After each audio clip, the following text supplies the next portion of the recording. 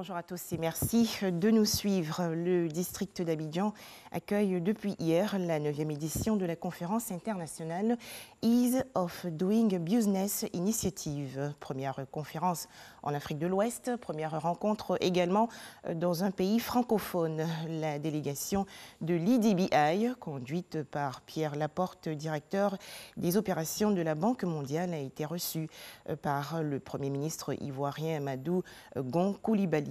Au cours des échanges, le chef du gouvernement ivoirien a souligné les efforts consentis par la Côte d'Ivoire pour améliorer le climat des affaires dans le pays.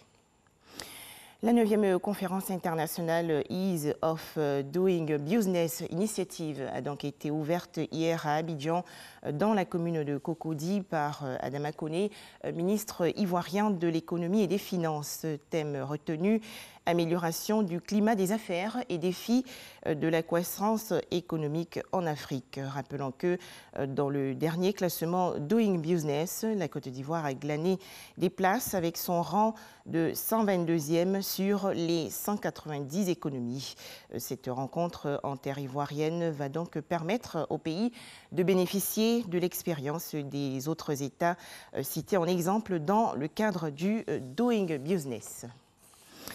Intéressons-nous à présent à la situation des Ivoiriens de l'extérieur. Le projet de politique nationale les concernant a été présenté récemment par le ministère de l'intégration africaine dans la commune de Grand-Bassam. Objectif: valoriser le capital humain et économique de ces ressortissants ivoiriens en vue de leur participation effective au développement socio-économique du pays. Les explications tout de suite de Cheikh Koné.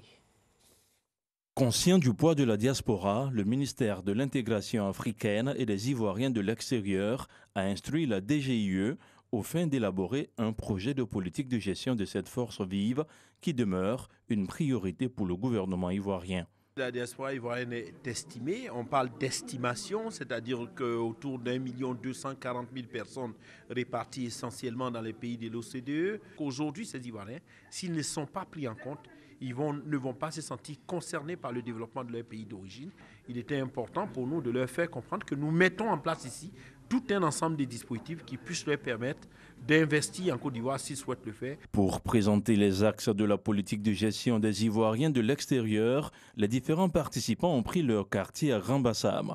Il s'agissait pour eux de travailler à la mise en place de cadres normatifs. La loi de 72 fait perdre la nationalité ivoirienne à tout Ivoirien qui prend toute nationalité. Et aujourd'hui, je pense que les propositions qui sont en train d'être faites vont justement orienter le débat pour leur permettre de bénéficier de la double nationalité et de pouvoir de façon totalement libre avoir un pied en Côte d'Ivoire, avoir un pied à l'extérieur et de pouvoir véritablement travailler pour la meilleure patrie.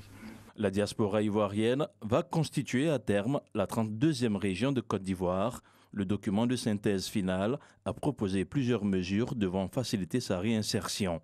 Les étapes futures prendront en compte la consolidation, la finalisation des stratégies et plans d'action et l'organisation d'ateliers sectoriels, éventuellement au cours du prochain forum de la diaspora, dont la date n'a pas été définie. Hors de chez nous, Boko Haram, toujours inquiétant. Les pays de la région du lac Tchad font face à une recrudescence de ces attaques. La branche affiliée au groupe État islamique a multiplié les assauts contre des bases militaires au Nigeria, contre une société de forage française au Niger. Et dans cette même région de Difa, a enlevé 15 jeunes filles il y a quelques jours.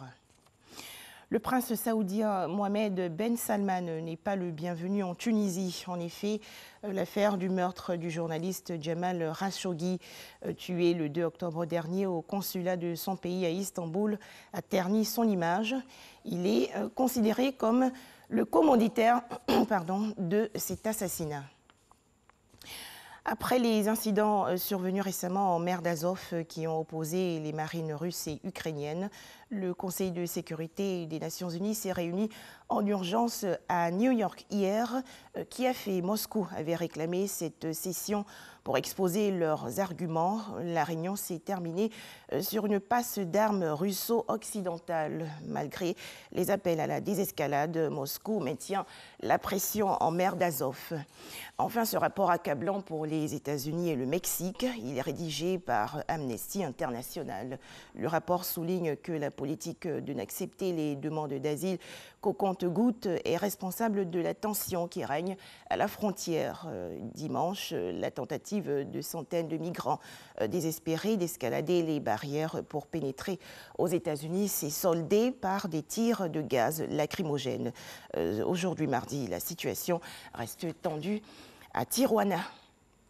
Voilà, merci de nous avoir suivis. Je vous retrouve dans le Trésor.